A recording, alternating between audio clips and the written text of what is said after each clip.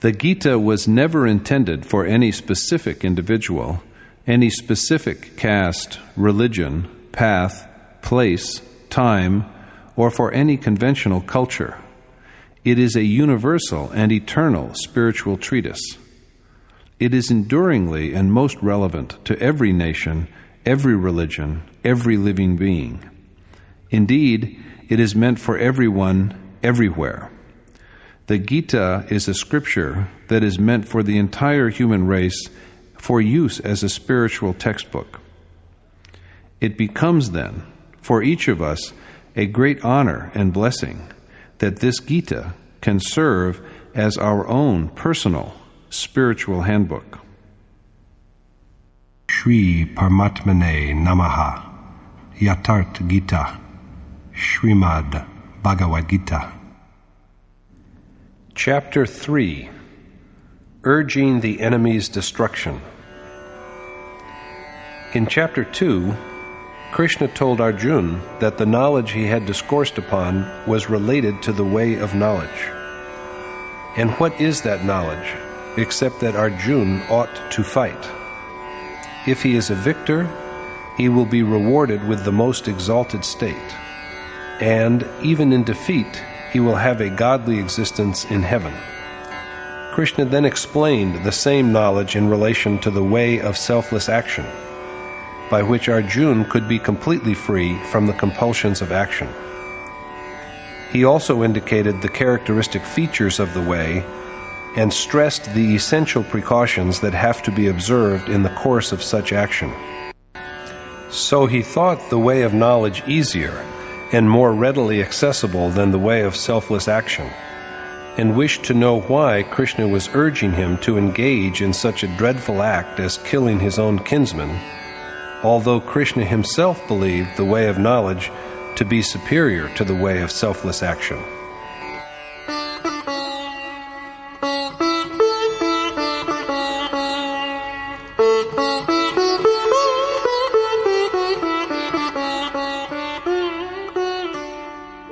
जायसी चेत कर्मणस्ते मता बुद्धिर्जनार्दन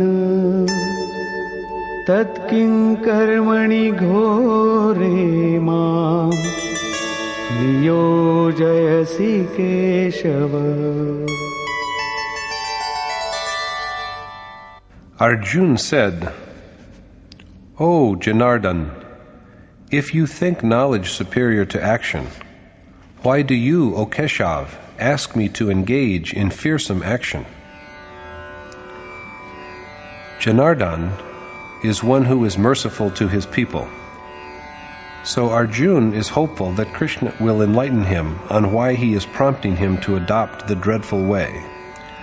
Arjuna finds the way frightening because on this way he has only the right to act, but without entitlement at any time to the rewards of his action.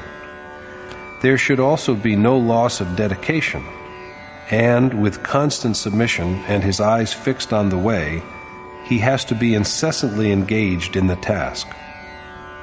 Has not Krishna promised him that following the way of knowledge, he will, in the case of victory, attain to the Supreme Spirit, whereas even in the event of defeat, he will be privileged to lead a godly life. Moreover, he has to proceed on the way only after a due evaluation of his assets and liabilities. So he finds knowledge easier than selfless action, and he begs of Krishna.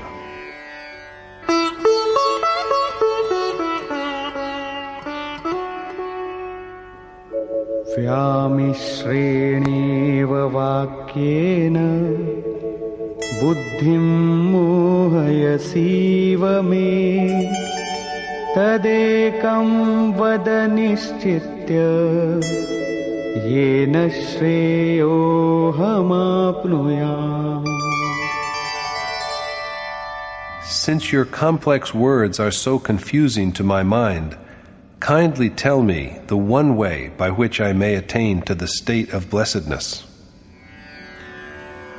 Krishna had, in fact, set out to dispel Arjuna's irresolution, but his words have only added to his doubts. So Arjuna requests Krishna to tell him unambiguously the one way by which he may achieve emancipation. Krishna then speaks to him.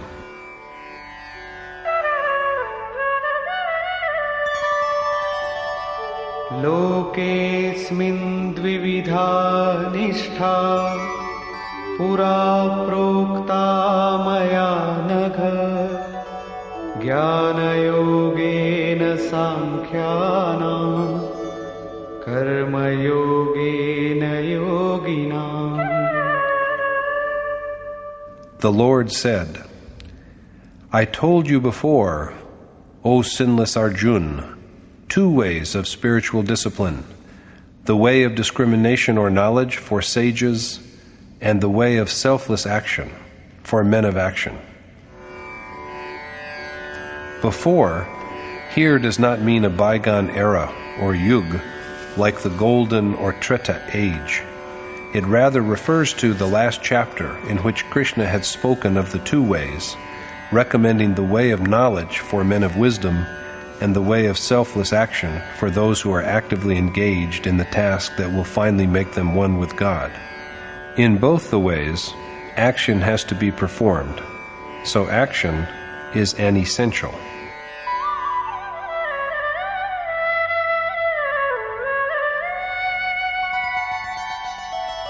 न कर्मणामनारम्भात् नैष्कर्म्यं पुरुषोऽश्नुते न च सन्न्यसनादेव सिद्धिं समधिगच्छति. Man neither attains to the final state of actionlessness by desisting from work, nor does he achieve godlike perfection by just renunciation of work. There is no escape from action.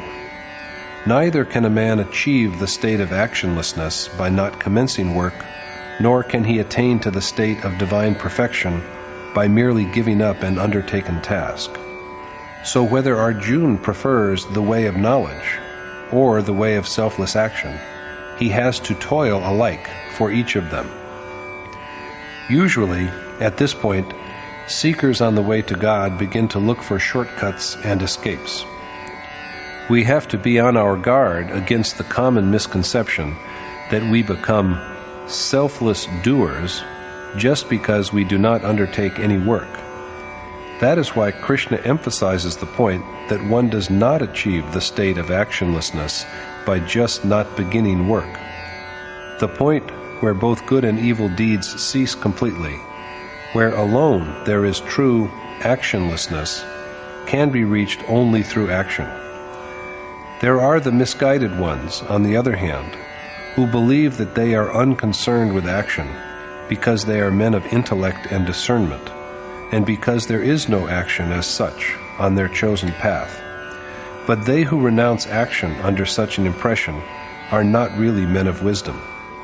Just renunciation of an undertaken task cannot lead anyone to the attainment of realizing and becoming one with God.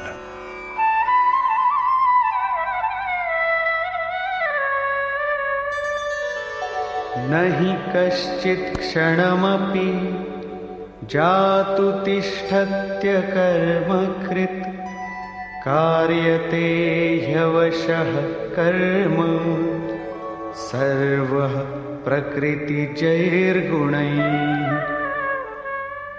Since all men have doubtlessly sprung from nature, no one can at any time live even for a moment without action.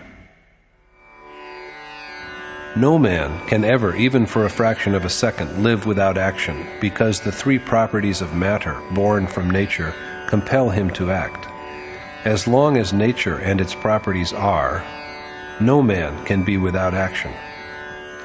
Krishna says in the 33rd and 37th verses of chapter 4 that all actions cease to be and dissolve into the most exalted knowledge, the knowledge obtained from meditation on the sublime truths which teach man to be aware of his own self and how he may be reunited with the Supreme Spirit. The fire of this knowledge annihilates all action. What really the Yogeshwar means by this is that action ceases to be when yoga has gone beyond the three properties of the material world, and when a clear outcome of the meditative process comes forth in the form of a direct perception of, as well as dissolution of, the self in God. But before this completion of the appointed task, action does not end, and we are not rid of it.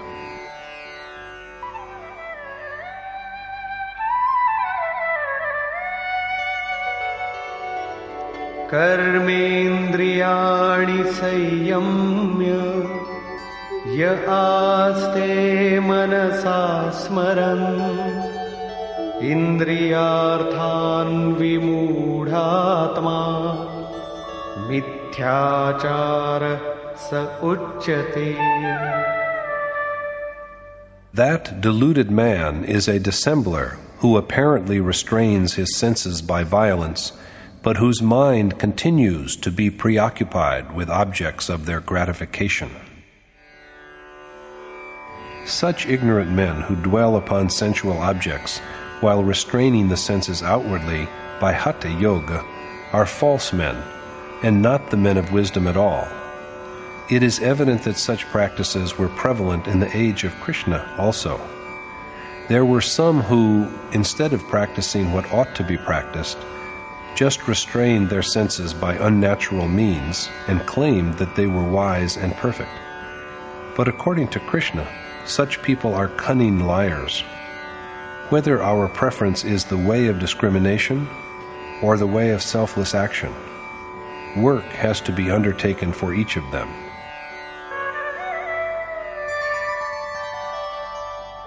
यस्त्विन्द्रियाणि मनसा नियम्यारभतेऽर्जुन कर्मेन्द्रियैः कर्मयोगम् असक्तः स विशिष्यते. And, O Arjuna, that man is meritorious who restrains his senses with his mind and employs his organs of action to do selfless work in a spirit of complete detachment.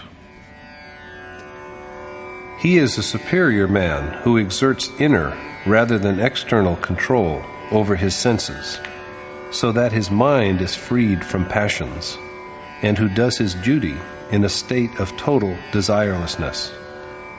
Now, although we have known that work has to be done, the difficulty is that we do not yet understand the precise nature of this work.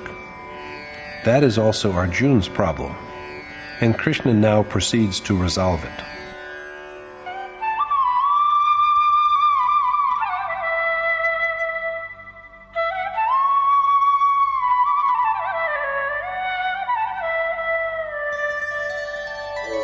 नियतं कुरु कर्म त्वं कर्मजायो ह्यकर्मणः शरीरयात्रापि च ते न प्रसिद्ध्येद कर्मणः.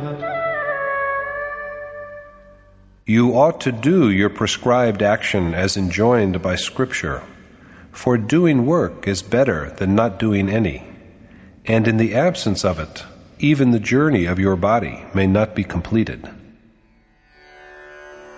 Arjuna is prompted to do the prescribed or ordained action, the appointed task, which is distinct from all other kinds of work.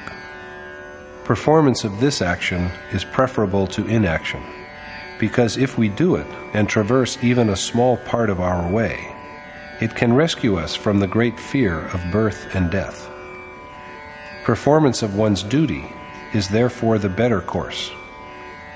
By not doing it, we cannot even complete the journey of our soul through different bodies. This journey is usually interpreted as sustenance of the physical body. But what kind of sustenance is this? Are we a physical body? This soul, the embodied self, that we know by the name of Purush, what else has he been doing except making his physical journey through endless lives. When clothes are worn out, we change them and put on new ones. Just so, this whole world, from the lowest creatures to the most highly evolved, from Brahma to its most distant limits, is mutable. Through births, low and high, this soul has been making his physical journey since an unknown beginning. Action is something that completes this journey. If there is yet to be another birth, the journey is still incomplete. The seeker is still on his way, traveling through bodies. A journey is complete only when the destination is reached. After being dissolved in God, the self does not have to travel any further through physical births. The chain of the self's rejection of old bodies and assumption of new ones is now broken. So action is something that frees the self, the Purush, from the necessity of journeying through bodies. Krishna tells Arjuna in the 16th verse of chapter 4, "By this action you shall be freed from the evil that binds the world." So action, as used in the Gita, is something that liberates from the bondage of the world. However, the question of what this ordained action is still remains unresolved. Krishna now begins to answer the question.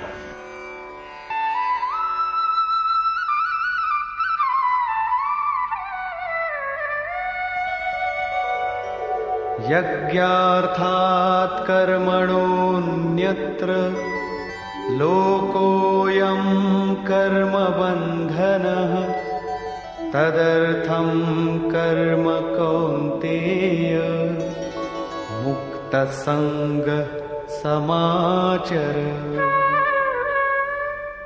Since the conduct of yajna is the only action, and all other business in which people are engaged are only forms of worldly bondage, O son of Kunti, be unattached and do your duty to God well. Contemplation of God is the only real action. That conduct is action, which enables the mind to concentrate on God. It is a prescribed act, and according to Krishna, tasks other than this are only forms of worldly bondage. Anything other than the performance of this yajna is a form of slavery rather than action. It is important to remind ourselves once more of Krishna's injunction to Arjuna that he shall be freed from the evils of the world only by doing the one real work. The accomplishment of this work, of yajna, is action, and Arjuna is urged to do it well in a spirit of detachment. It cannot be performed without disinterest in the world and its objects. So, the conduct of yajna is action. But another question now arises is what this worthwhile act of yajna is. Before we proceed, let us recall what Krishna has said of another aspect of action, that it is a prescribed or ordained conduct, and that what is usually done in its name is not true action. The term action was first used in chapter 2. Its characteristic traits, as well as the precautions needed for it, were pointed out. But the nature of this action has remained unspecified. In chapter 3, Krishna has so far said that no one can live without action. Since man lives in nature, he must act. Nevertheless, there are people who restrain their sense organs by use of force, but whose minds are still occupied with objects of the senses. Such people are arrogant, and their efforts are vain. So Arjuna is told to restrain his senses, to perform the ordained action. But the question yet remains, what action should he perform? He is told that the accomplishment of yajna is action. But that is not really answering the question. True that yagya is action, but what is yagya? In the present chapter, Krishna only points out the origin and special features of yagya, and it is only in chapter 4 that he will elaborate the concept of the action which is fit to be done.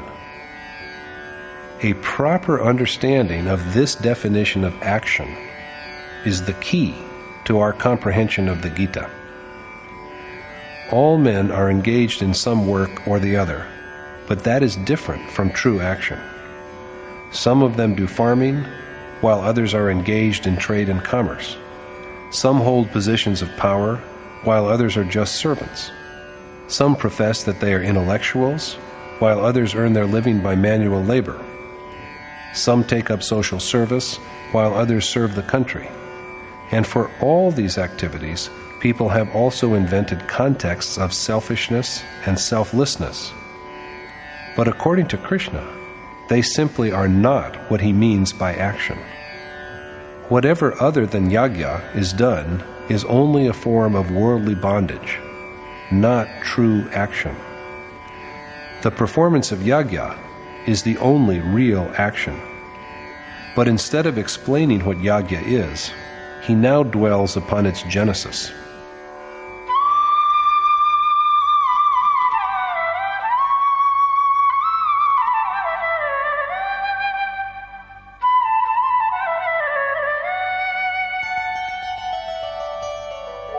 सहयज्ञाः प्रजा सृष्ट्वा पुरोवाच प्रजापतिः अनेन प्रसविष्यध्वम् ईशवोस्त्विष्टकामधुक्. At the beginning of Kalp, the course of self-realization, Prajapati Brahma shaped yagya along with mankind and enjoined on them to ascend by yagya, which could give them what their hearts aspired to. Prajapati Brahma, the god presiding over creation, made mankind along with yagya at the beginning, and told men to progress through yagya.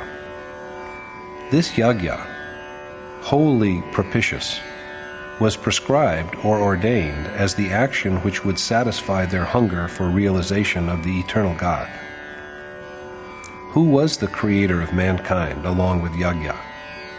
Was it Brahma? And who is he?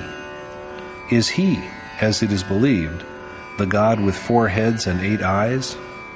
According to Krishna, there are no beings like gods.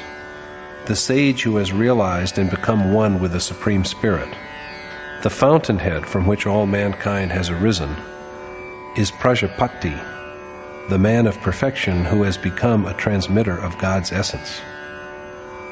Wisdom that results from knowledge of God is itself Brahma.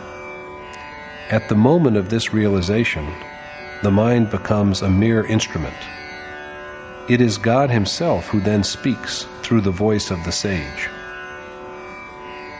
There is constant growth of wisdom after the commencement of spiritual adoration or worship. Since at the beginning this wisdom is endowed with knowledge of God, it is called Brahmvit. Gradually, as evil impulses are subdued and the knowledge of God is enriched, this wisdom is said to be Brahmvidwar. As it ascends yet higher and gets more refined, it comes to be known as Brahmvidwaryan. At this stage, the sage who is blessed with knowledge of God also achieves the capacity to bring others on to the way of spiritual growth. The highest point of wisdom is Brahmvidwarisht, that state of divine inundation in which the Spirit of God flows through it like a crystal current. Men who have attained to this state enter into and dwell in the Supreme Spirit from whom all mankind is born. The minds of such sages are mere instruments, and it is they who are called Prajapati. By dissociating themselves from the contradictions of nature, they create the self who is yet unaware of the process of meditation or God's worship. Conferring perfection, which is in accordance with the spirit of yagya, is the creation of mankind. Prior to this, human society is unconscious and chaotic. Creation has no beginning. Sanskar has always been there. But before the sages conferred perfection on it, it was deformed and in a state of anarchy. To shape it in accordance with the requirements of yagya is the act of refining and adorning.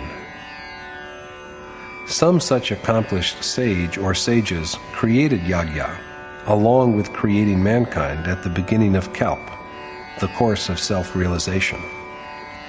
The word kalp, however, also means cure of sickness. Physicians effect such cures, and there are some who even rejuvenate us. But their remedies are only for ephemeral bodies. The true cure is that which provides liberation from the general malady of the world. The beginning of worship, or adoration, is the commencement of this remedy. When meditation is complete, we are wholly cured. Thus, sages with their beings in the Supreme Spirit gave a proper shape to spiritual excellence in yagya, and instructed men that they would prosper through the observance of yagya. By this prospering, they did not mean that clay houses would change into brick and plaster mansions.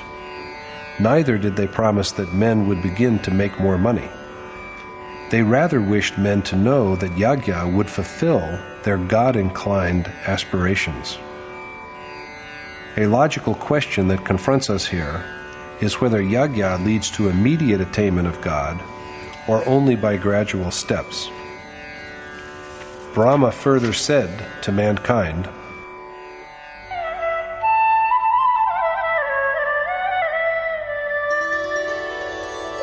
Devan bhavayatanena te deva bhavayantu vah parasparam bhavayantah shreyah paramavapsyatha.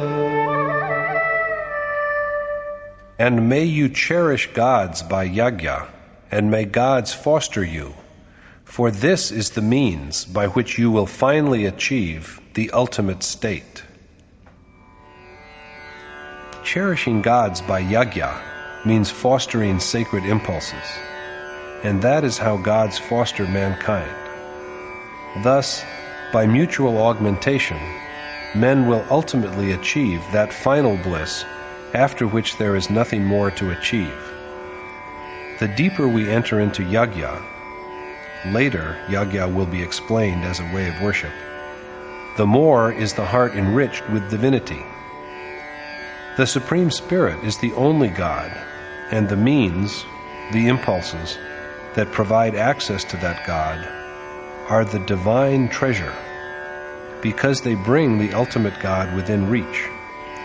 This, rather than the commonly imagined gods, such as a piece of stone or mass of water, is the true divine wealth.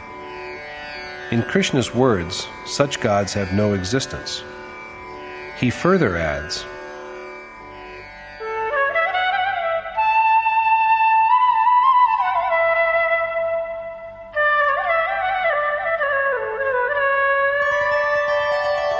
Ishtan bhogan nivo deva dasyante yagya bhavita tairdattana pradayebhyo yo bhunte stena eva sah. The gods you foster by yagya will shower upon you without asking all the joys you wish for. But the man who avails himself of these joys without having paid for them is truly a thief. The divine riches we earn and store by yagya will give us nothing else besides joys related to the revered God. They are the only powers which give. There is no other way to attain to the adored God. The man who tries to enjoy this state without making an offering of divine riches, the righteous impulses, is doubtless a thief who is given nothing. And since he gets nothing, what is there for him to enjoy? But he pretends all the same that he is perfect, a knower of the essence. Such a braggart is shy of the path of righteousness, and so he is truly a thief, albeit an unsuccessful one. But what do those who attain gain?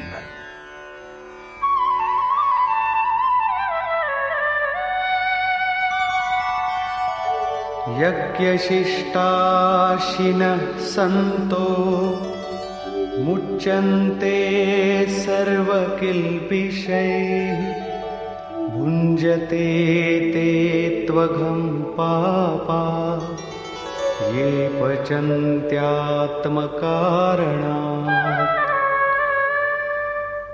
The wise who partake of what is left over from yajna are rid of all evil, but the sinners who cook only for the sustenance of their bodies partake of nothing but sin. They who subsist on the food derived from yajna are absolved of all sins. The moment of achievement in the course of augmenting the divine plenty is also the moment of its completion. When yajna is complete, the leftover is God Himself. The same has been said by Krishna in a different way. The one who feeds on what is generated by yajna merges into the Supreme Spirit. The sage who feeds on God's manna that issues from yajna is liberated from all sins, or, in other words, from birth and death. Sages eat for liberation, but a sinner eats for the sake of the body that is born through the medium of attachment. He feeds on evil. He may have sung hymns, known the way of worship, and also made a little bit of the way. But despite all this, there arises in him a cloying desire that he should achieve something for the body and its objects of attachment. And it is quite likely that he will also get what he desires. But then, after this so-called joy, he will find himself stationary at the very point from which he had begun his spiritual quest. What greater loss can there be than this? When the body itself is destructible, how long can its pleasures and joys be with us? So, irrespective of their divine adoration, such men partake only of sin. They are not destroyed, but they do not progress on the way. That is why Krishna stresses action, or worship, undertaken in a self-effacing spirit. He has so far said that the practice of yajna confers the highest glory, and that it is a creation of accomplished sages. But why do such sages undertake the shaping and refinement of mankind?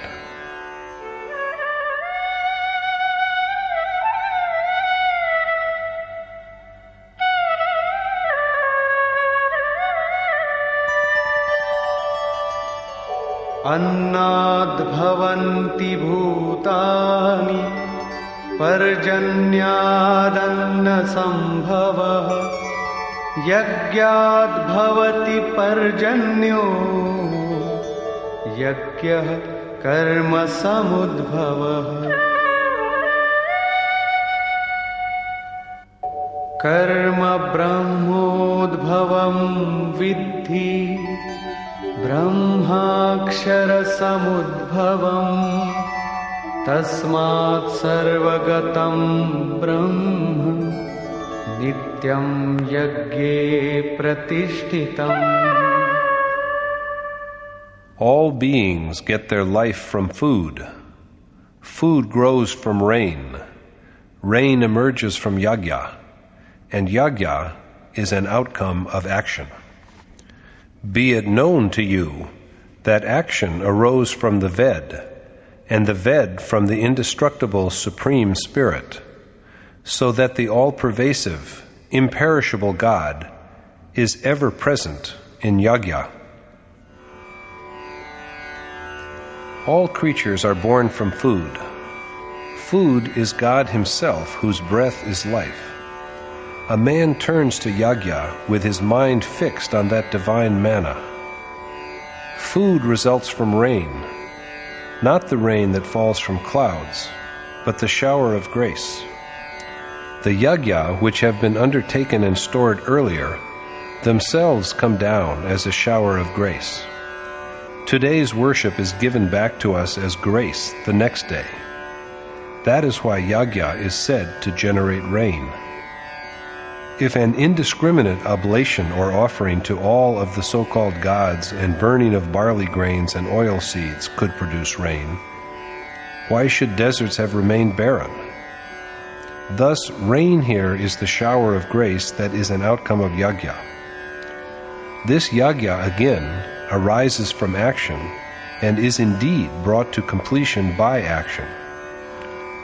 Arjuna is told to remember that this action is born from the Ved. The Ved is the voice of sages who live in God. The vivid perception of the unmanifest essence, rather than cramming of certain verses, is named Ved. The Ved is born from the imperishable God. The truths of the Ved have been proclaimed by great souls, but since they have become one with God, the imperishable God Himself speaks through them. It is for this that the Ved is said to be of divine origin.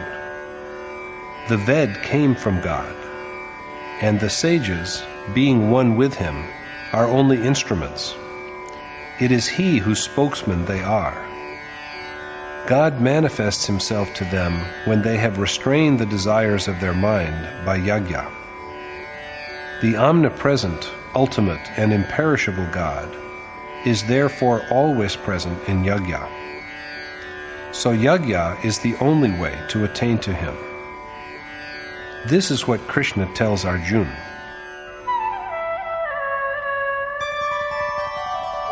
Evam pravartitam chakram nanuvartayati hayah aghayurindriya ramo mogham partha sajivati.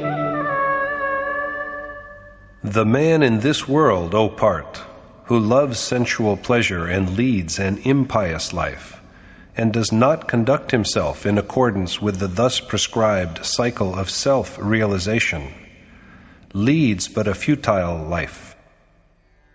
The pleasure-loving sinful man, who, despite his birth in human form, does not conduct himself in keeping with the means of the ordained action, or, to put it differently, does not follow the way of attaining to the state of immortality through fostering gods and so also himself by tending the divine riches of his nature, lives but in vain.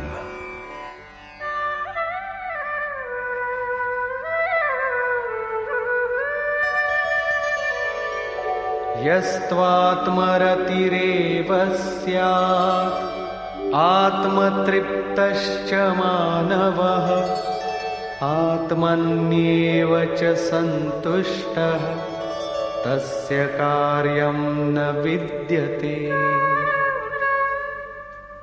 But there remains nothing more to do for the man who rejoices in his self, finds contentment in his self, and feels adequate in his self. The man who is utterly devoted to his embodied soul finds satisfaction in him and feels that he needs nothing more besides him, has nothing more left to do. After all, the self was the goal. Once the unmanifest, immortal, indestructible essence of the soul has been realized, there is nothing beyond to seek. A man such as this needs neither action nor worship. Soul and God, self and the Supreme Spirit, are all synonymous. This is what Krishna demonstrates again.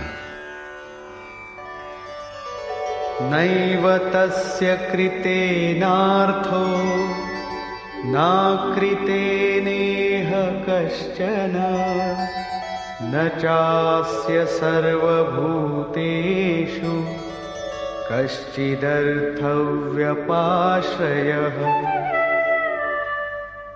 Such a man has neither anything to gain from action nor anything to lose from inaction, and he has no interest in any being or any object.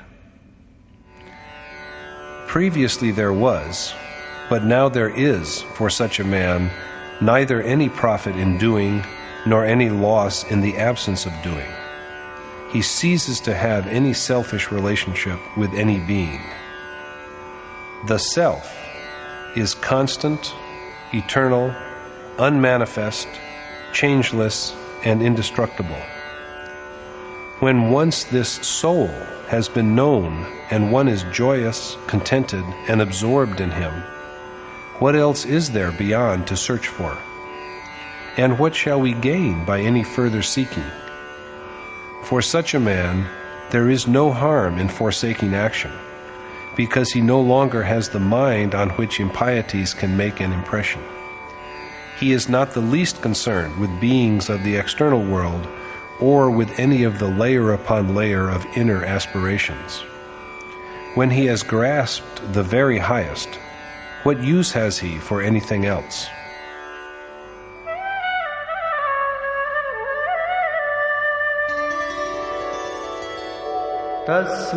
तस्मादसक्तः सततं कार्यं कर्म समाचर असक्तो ह्याचरन् कर्म परमाप्नोति पुरुषः.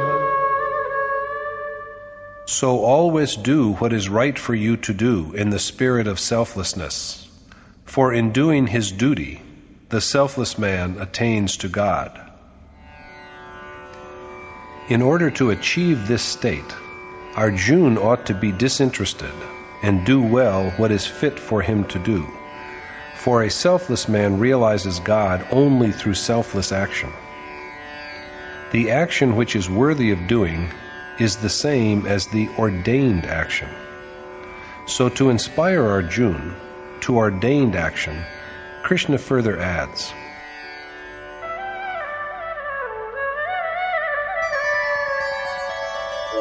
कर्मणैव हि संसिद्धिम् आस्थिता जनकादयः लोकसंग्रहमेवापि सम्पश्यन् कर्तुमर्हसि. Since sages such as Janak had also attained to the ultimate realization by action, and keeping in mind as well the preservation of the God-made order, it is incumbent upon you to act. Janak here does not mean the king of Mithila. Janak is an epithet of father, the giver of life. Yog, the way by which the individual soul may be united with the Supreme Spirit and thus secure absolution, is Janak, for it brings out and manifests the embodied soul. All those who are endowed with Yoga are sages like Janak. Many such great men possessing true wisdom have also achieved the final bliss through action aimed at the ultimate attainment. Ultimate stands for realization of the essence that the Supreme Spirit represents. All great saints, such as Janak, have attained to the state of ultimate realization through performance of the action which is yajna. But after attainment, they act with the welfare of the world in view. They work for the betterment of mankind. So Arjuna, too, is worthy of being a true leader of the people after attainment.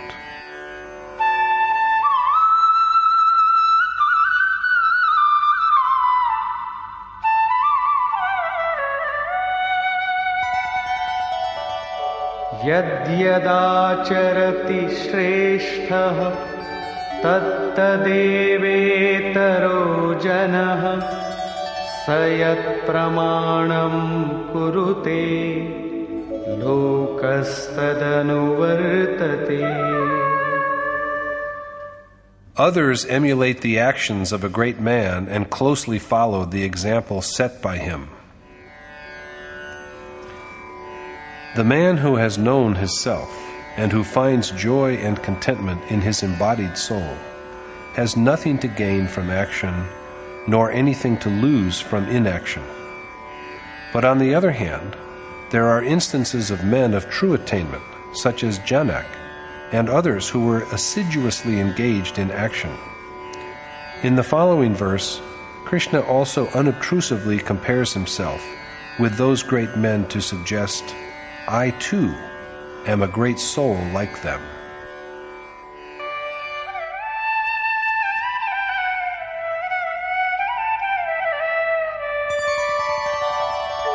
न मे पार्थास्ति कर्तव्यम् त्रिषु लोकेषु किञ्चन नानवाप्तमवाप्तव्यम् वर्त एव च कर्मणि.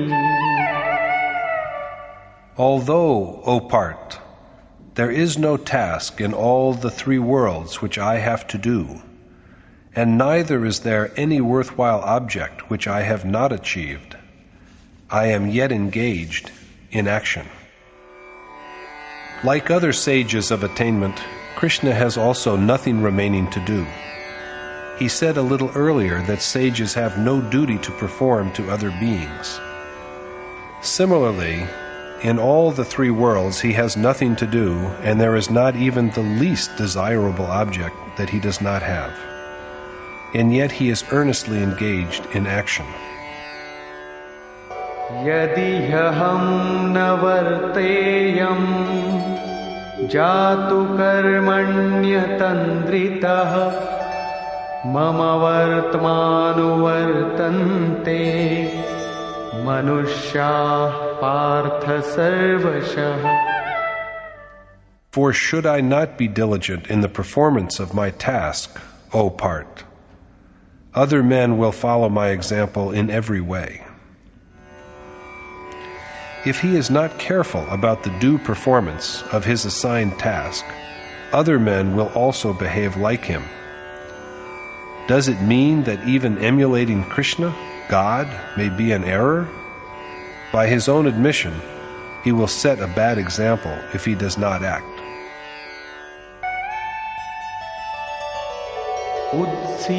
उत्सीदेयुरिमे लोका न कुर्यां कर्म चेदहम् संकरस्य च कर्ता स्याम् उपहन्यामिमाः प्रजाः. If I do not perform my action well, the whole world will perish, and I shall be the cause of Varn Sankar, and so a destroyer of mankind. If he does not acquit himself of his task with caution, not only will all the worlds stray, but he will also bring about Varn Sankar, and so the destruction of all mankind. If the accomplished sage is not cautiously engaged in meditation, society will be corrupted by imitating his example. There is no loss to the sage if he does not act, because he has realized the ultimate goal by successful completion of his active worship. But that is not true of others who have perhaps not yet even set foot on the path of this spiritual exercise. So great souls labor for the edification and guidance of those who lag behind. Krishna is doing the same. The implication is clear that Krishna also was a sage, a true yogi. He works just as other sages work, for the good of the world. The mind is very unstable. It desires everything except worshipful meditation. If sages who have realized God do not act, by their example, people behind them will also give up action. Common people will have an excuse for license if they find that the saint does not meditate, indulges in minor vices, and participates in cheap gossip. Disillusioned, they will withdraw from worship and fall into impiety. That explains why Krishna says that if he does not do his appointed duty, all mankind will fall from grace, and he will be the cause of Varnasankar. According to Arjuna, there is a destructive intermingling of disparate classes when women grow unchaste. In Chapter 1, he was troubled by the fear that there would be Varnasankar if women lost their virtue. But Krishna refuted him and affirmed that there would be Varnasankar only if he, Arjuna, was not assiduously engaged in his appointed task. In fact, God himself is the true Varna, or quality, of self.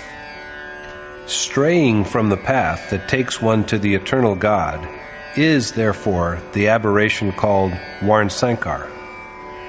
If the saint who has perceived God desists from performance of the worthy task, by following his example, others will also lose sight of their duties and become Varnasankar, for conflicting properties of nature are then combined in them. It is in this sense that a sage is the cause of destruction of mankind if he does not induce others to act, while he is himself earnestly engaged in his prescribed task. Realization of the indestructible God, the root from which everything is born, is life, whereas to be engrossed in the innumerable objects of nature and stray from the divine path is death. So that sage who does not induce other men to walk along the path of action is a destroyer, verily a murderer of humanity. He is a destroyer of mankind if he does not check the frittering away of minds and senses and compel other men to keep to the right path. He is then an embodiment of violence. True nonviolence is cultivating one's own self and simultaneously also urging others to spiritual discipline and growth. According to the Gita, physical death is only a change of perishable bodies, and there is no violence in this. So Krishna tells Arjuna,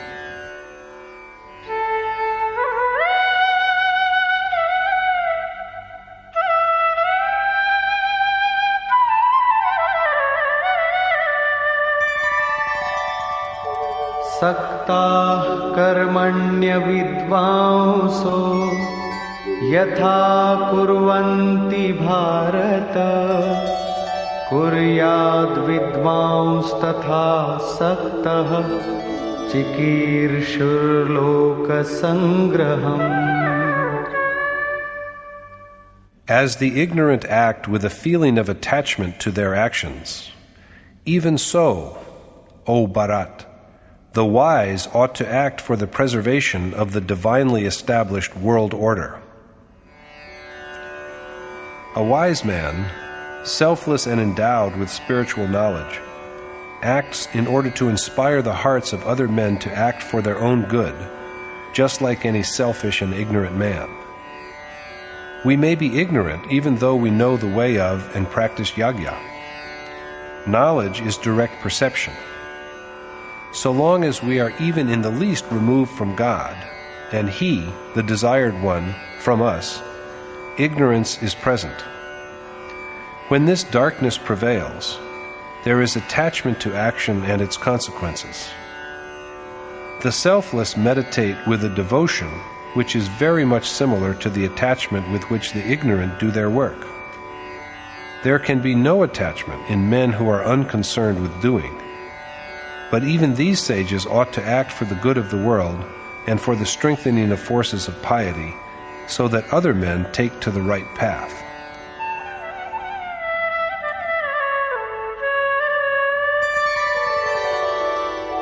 Na buddhi bhedam janayed ajnanam karma sanginam joshayet sarva karmani vidvan yuktah samacharan. Rather than confusing and undermining the faith of the ignorant who are attached to action, The wise man should prompt them to dwell in God and act well as he himself does. Instead of creating confusions in the minds of the ignorant who are engaged in the performance of the said action, seers who have directly perceived God should be careful that no act of theirs should cause a weakening of other men's dedication. It is the duty of the sage, who is blessed with sublime knowledge, to inspire others to perform the prescribed action in which he himself is so earnestly engaged. This is why, even in extreme old age, my revered teacher used to wake up at 2 a.m. and cough to warn others that he was awake. And then he would begin to call loudly, "Get up, you earthly men!" When all of us had risen and sat down to meditate, he would himself lie down for a while. Then he would get up again and say, "Do you think I was sleeping? I have really been concentrating on my breath. I lie down because my body is old and sitting is painful for me. But you young men have to sit firm and straight and contemplate until your breathing is like the continuous smooth flow of a stream of oil, with no break in its current and no external thought to disturb your concentration. It is the worshipper's duty to be incessantly occupied with the task of meditation until then. As for my breath, it is steady and straight like a bamboo shoot." This is why the sage has to act well himself, for without that he cannot induce his disciples to do the same. A teacher should teach by example rather than precept. Krishna now deals with who the doer of action is and what the motives of action are.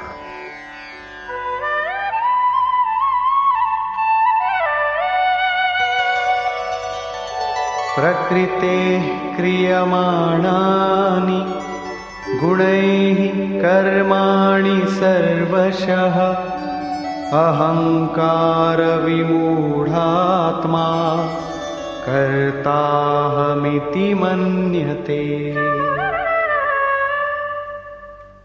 Although all action is caused by the properties of nature, the man with an egotistic and deluded mind presumes that he himself is the doer.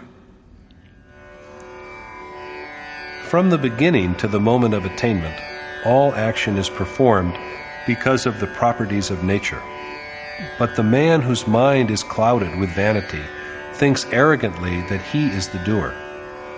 He takes it for granted. But how can we believe that worship of God also is brought about by the properties of nature? The necessary evidence is provided by Krishna. तत्त्ववित्तु महाबाहो गुणकर्म विभागयोः गुणागुणेषु वर्तन्ते इति मत्वा न सज्जते. But the wise man, who is aware of different spheres of the properties of nature in the form of mind and senses, as well as of their action upon objects, is not a prey to attachment, oh, the mighty-armed, because he knows that the mind and senses, gun, dwell upon objects of perception, gun. Seers who have perceived the ultimate essence are aware of the distinction between the properties of nature and action, as also of the fact that these properties are preoccupied with themselves and are disinterested in their action. The word essence here means the Supreme Spirit, rather than the 5 or 25 elements or primary substances that are countable. In Krishna's words, God is the only element. Besides him, there is no other reality. Going across the properties of nature, the sages who dwell in God, the only reality, are enabled to perceive divisions of action according to the properties of nature. If the predominant quality or property is ignorance, or tamas, it shows itself in the forms of lethargy, sleep, and wantonness. In brief, in a general disinclination to action. If the basic property is passion, or rajas, the resulting action is characterized by an unwillingness to retreat from worship and a sense of authority. If the dominating property is virtue or quality of goodness, sattva, the actions prompted by it bear such traits as concentration of mind, meditativeness, a positive attitude towards experience, continuous thought, and simplicity. The properties of nature are mutable, so the perceptive sage alone is able to see that the excellence or otherwise of action is determined by the constituent properties. These properties effect their work through their instruments, the senses and their objects. But they who have not yet gone beyond these properties and are still midway are addicted to whatever they do. प्रकृतेर्गुणसम्मूढाः सज्जन्ते गुणकर्मसु तान् कृत्स्नविदो मन्दान् कृत्स्नविन्न विचालयेत्. They ought not to undermine the faith of the deluded who are unaware of the truth, because they are enamored of the constituents of matter, and so attached to senses and their functions. Men who have an infatuation for nature get addicted to their actions when they see them gradually evolving towards the level of superior properties. Wise men who know the truth should not unsettle these deceived men who lack in both knowledge and energetic effort. Instead of disheartening them, the wise should encourage them, because they can reach the ultimate state where action ceases to be only through the performance of action. After making a careful appraisal of his inborn capacity and situation, the seeker who has resolved to act by the way of knowledge must deem action as gifted to him by the properties of nature. If, on the contrary, he presumes that he himself is the doer, it will make him vain and conceited. Even after progressing on to superior properties, he should not get addicted to them. The seeker, on the other hand, who has chosen the way of selfless action, has no need to analyze the nature of action and properties of nature. He has to act only with a total self-surrender to God. In this case, it is for the God within, Guru, to see which properties are making their entry and which are departing. The seeker on the way of selfless action believes everything, changes in properties as well as his gradual elevation from the lower to the higher ones, to be a blessing from God. So although he is constantly engaged in action, he neither feels the vanity of being the doer, nor becomes attached to what he is doing. Referring to this, as well as to the nature of the war at hand, Krishna says, मयि सर्वाणि कर्माणि सन्न्यस्याध्यात्मचेतसा निराशीर्निर्ममो भूत्वा युध्यस्व विगतज्वरः. So, O Arjun, contemplate the self, surrender all your action to me, abandon all desire, pity, and grief, and be ready to fight.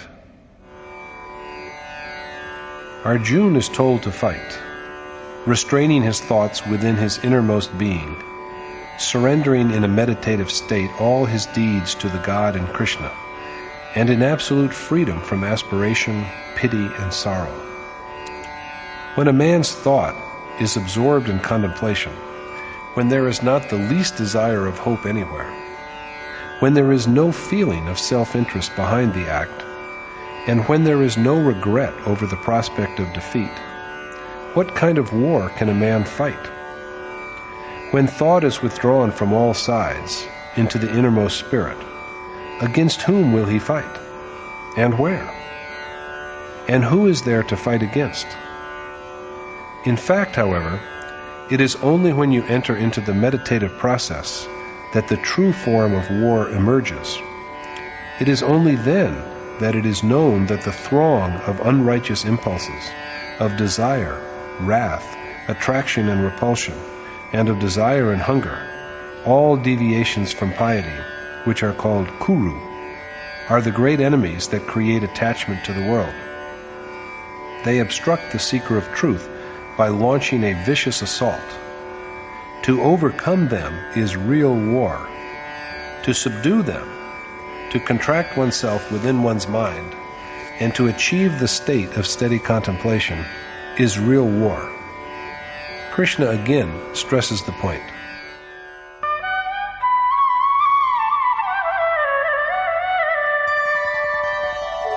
Ye me matamidam nityam anutishtanti manavaha shraddhavanto nasuyanto mucchante tepi karmabhi. Unquestioning and devoted men who always act according to this precept of mine are liberated from action. Freed from illusion and possessed of feelings of adoration and self-surrender, men who always act in conformity with Krishna's precept that one should fight are also liberated from all action. This assurance of Yogeshwar Krishna is not for a Hindu, Muslim, or Christian, but for all of humanity. His doctrine is that one should make war. The war of the Gita is that of the heart, the innermost self. This is the war between matter and spirit, knowledge and ignorance, Dharmakshetra and Kurukshetra. The more we try to check our thought by meditation, the more the unrighteous impulses emerge as enemies and launch a terrible attack. Vanquishing their demoniacal powers and restraint of thought are at the very center of this war of the divine song. The one who is rid of illusion and engages in the war with faith is perfectly liberated from the bondage of action and of birth and death. But what happens to him who retreats from this war?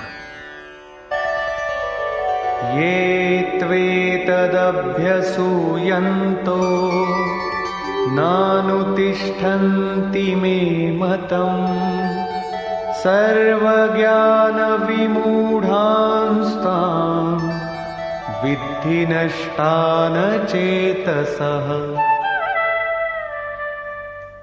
Know that skeptical men who do not act in keeping with this precept of mine, because they are devoid of knowledge and discrimination, are doomed to misery. Deluded men, drunk with attachment and lacking in discrimination, who do not follow the teaching of Krishna, or who, in other words, do not wage war in a state of meditation in which there is complete self-surrender, as well as freedom from desire, self-interest, and grief. These men are deprived of the ultimate bliss. If this is true, why don't people invariably do so? Krishna accounts for it thus. Sadrisham cheshtate swasyah prakriter jnanavanapi prakritim yanti bhutani nigraha kinkarishyati. Since all beings are constrained to act in conformity with their natural disposition, and the wise man also strives accordingly, of what avail can violence with nature be? All beings are dominated by their governing property and act under its compulsion. The sage who is blessed with perception also makes his efforts in accordance with his nature. Ordinary men abide in their actions, and the wise in their self. Everyone acts according to the inescapable demands of his nature. This is a self-evident and incontrovertible truth. It is for this reason that, according to Krishna, men do not follow his teaching, even though they know it. Unable to overcome desire, self-interest, and sorrow, or, in other words, attachment and aversion, they fail to act in the prescribed way. Krishna also points out another reason.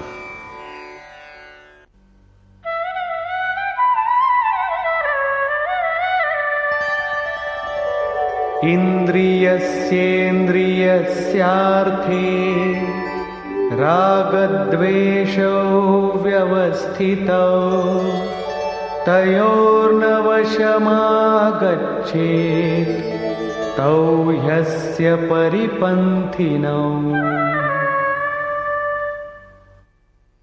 Do not be ruled by attachment and aversion, because both of them are the great enemies that obstruct you on the way to good. Attraction and repulsion lie within the senses and their pleasures. One should not be dominated by them, because they are formidable enemies on the way that leads to good and liberation from action. They ravish the seeker's worshipful attitude. When the enemy is within, why should one fight an external war? The enemy is in league with the senses and their objects, within the mind. So the war of the Gita is an internal war. The human heart is the field on which there are marshaled the divine and devilish impulses, the forces of knowledge and those of ignorance, the two aspects of illusion. To overcome these negative forces, to destroy the devilish by fostering divine impulses, is real war. But when the unrighteous forces are annihilated, the utility of righteous impulses also comes to an end. After the self is united with God, pious impulses also are dissolved and merge with Him. To overcome nature thus is a war that can be fought only in a state of contemplation. Destruction of feelings of attachment and aversion takes time. Many seekers, therefore, forsake meditation and suddenly take to imitating some accomplished sage. Krishna warns against this.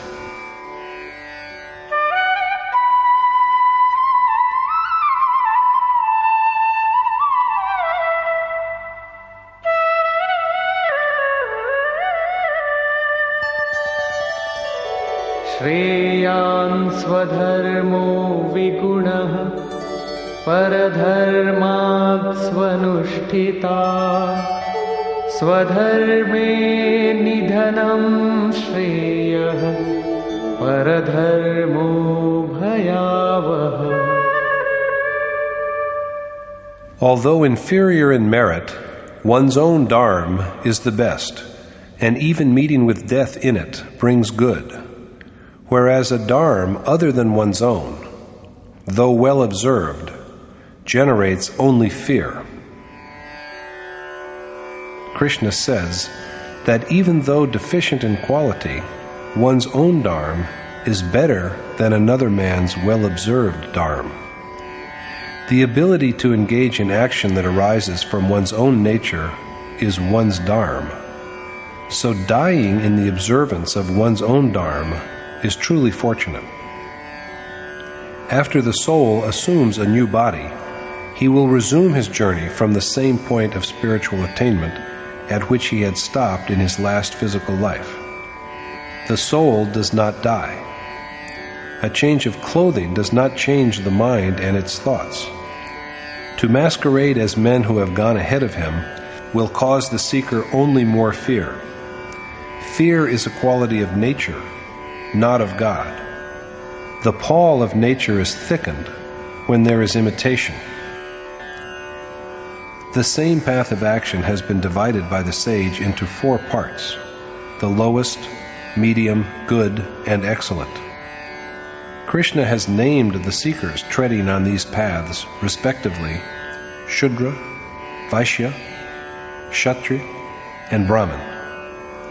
Action begins at the level of the lowest, but in the course of his spiritual quest, the same seeker can evolve into a Brahmin, Further than this, when he is united with God, there remains neither Brahman, nor Kshatriya, nor Vaishya, nor Shudra, but only pure intelligence, the eternal and changeless Supreme Spirit.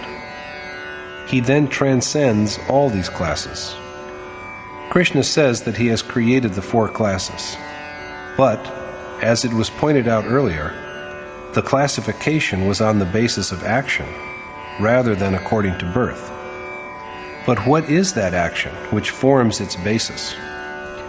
Is it what is usually done in and for the world? Krishna contradicts this and speaks instead of the ordained task or action. As we have seen, this ordained action is the process called yajna, in which one's breath is offered as sacrifice to another, and all the senses are restrained, all of which is in a true sense the practice of yoga and meditation. The special exercise which takes one to the adored God is meditation. Warn are a division of this act of meditation itself into 4 categories. A man should begin his quest at the level of his natural ability.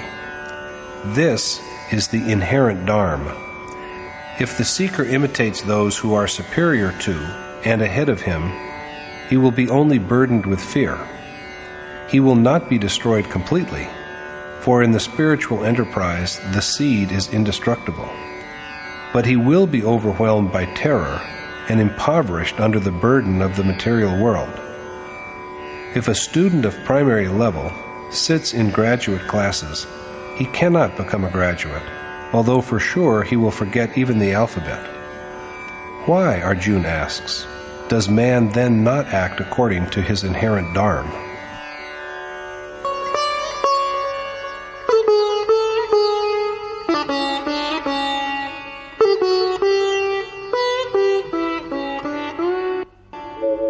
अथ केन प्रयुक्तोऽयं पापं चरति पूरुषः अनिच्छन्नपि Varshney बलादिव नियोजितः.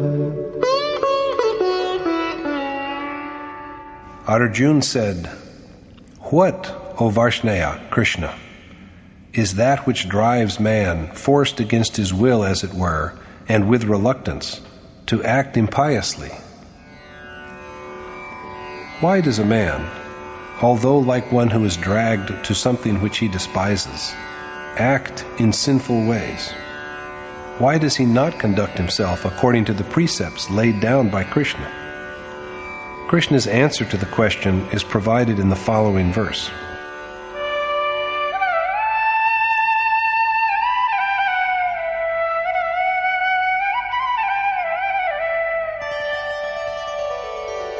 कामैष क्रोधैष रजोगुणसमुद्भवः महाशनो महापाप्मा विद्येनमिह वैरिणम्. The Lord said, "Know that desire arising out of the emotional property of nature, rajas, and insatiable as fire, is the same as wrath, and learn to recognize it as your most wicked enemy in this world."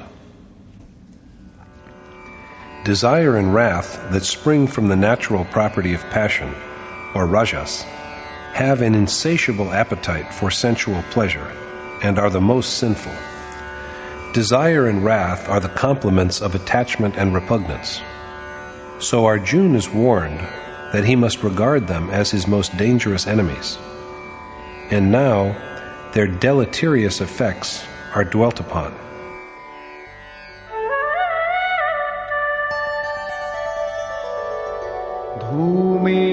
धूमेनाव्रियते वह्निः यथादर्शो मलेन च यथोल्बेनावृतो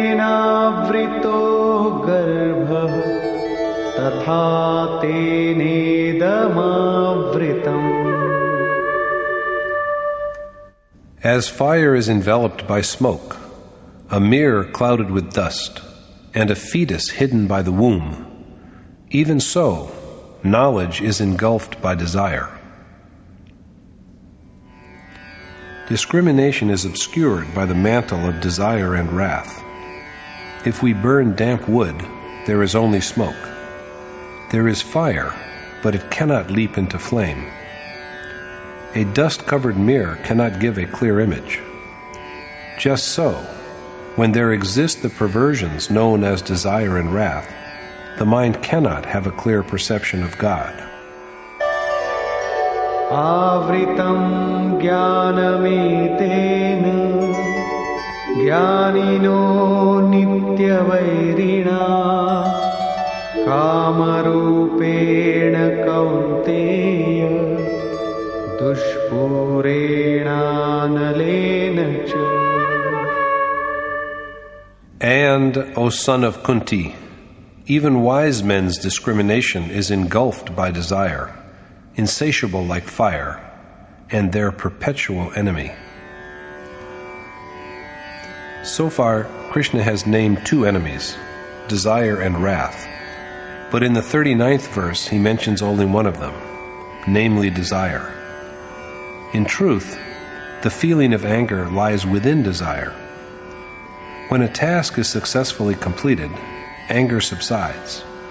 But when desire is obstructed, anger reappears. So anger resides at the heart of desire. It is important to know where the enemy hides, for knowing this will facilitate a total destruction of the enemy. Krishna expresses his view on the problem.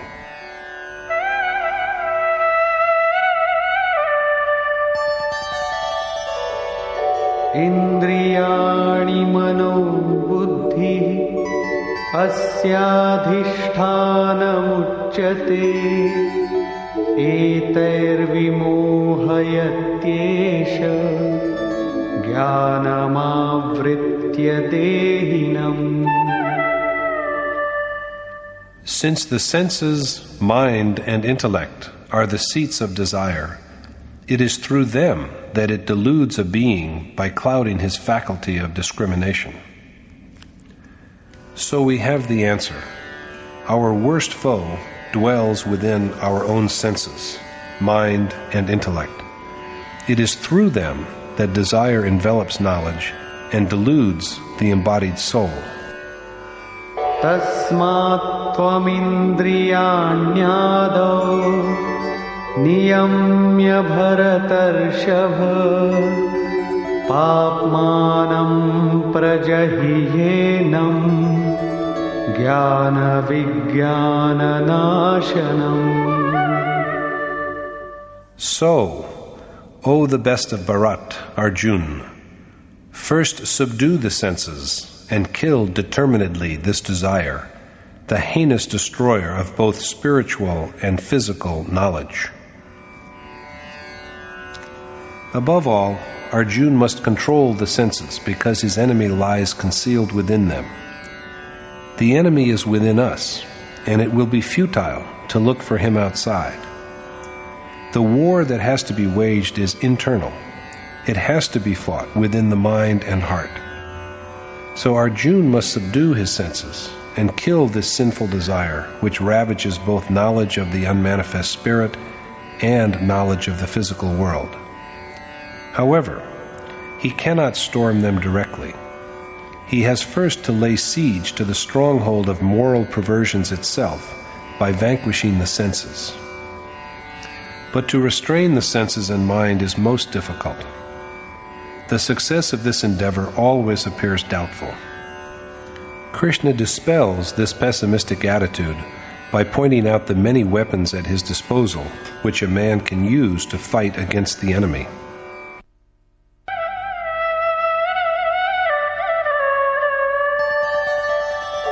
Indriyani paranyahu indriyebhyah param manah manasastu para buddhi yo buddhe paratastu saha.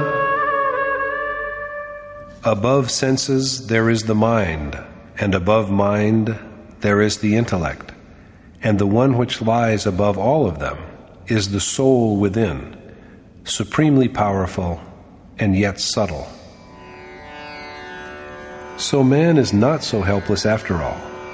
He has an armory of plentiful arms with which he can wage war with strength and confidence.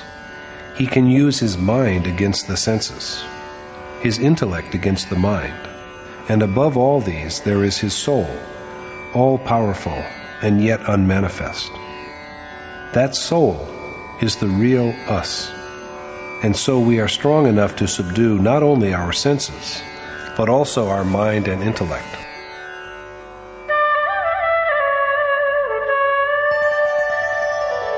एवं बुद्धे परं बुद्ध्वा संस्तभ्यात्मानमात्मना जहि शत्रुं महाबाहो कामरूपं दुरासदम्. Therefore, O the mighty armed, knowing the soul, subtle and in every respect mighty and meritorious, restrain the mind with your intellect and kill this desire, your most formidable enemy. Possessed of knowledge of the unmanifest and yet mighty soul that is beyond intellect, and after a due appraisal of his innate strength and restraining the mind with his intellect, Arjuna must slay desire, his worst enemy. Arjuna has to kill this enemy after a proper scrutiny of his inherent capacity. Desire is a terrible foe, for it deludes the soul through the senses. So knowing his strength and with confidence in the might of his soul, Arjuna should kill this desire, his enemy. Of course, this enemy is internal, and the war to be waged against it is also internal, of the sphere of the mind and heart.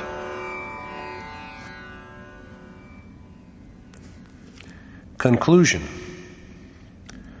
In the present chapter, Krishna has defined action as the conduct of yajna. It is certain that yajna is the ordained mode. Whatever else is done by men besides this is one form or another of worldly servitude. It will be affirmed in chapter 4 that conduct of yajna is the action which effects freedom from the material world. The chapter describes the origin of yajna, as well as what the conduct of this discipline has to offer. It then portrays the characteristic features of yajna. The importance of conducting yajna is repeatedly stressed, for this is the ordained action. The most detailed portrayal of war is thus found in chapter 3. Verses 30 to 43 are concerned with the setup of war, its inevitability, the certain destruction of those who refuse to fight, the names of the enemies who have to be killed, weighing of one's strength, and the determination to slay the enemies. The chapter thus identifies the enemies and, at the end, also provides the required encouragement to the seeker to destroy these enemies.